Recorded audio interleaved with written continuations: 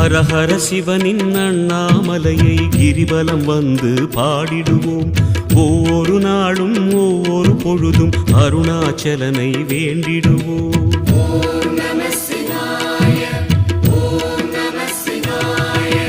ஹரஹர சிவனின் அண்ணாமலையை கிரிவலம் வந்து பாடிடுவோம். ஒவ்வொரு நாளும் ஒவ்வொரு பொழுதும் அருணாச்சலனை வேண்டிடுவோம். ஒளியின் வடிவமாம் சிவனின் ரூபமே, உயிரின் மூலமாம் ஹரனின் நாமமே, வரமே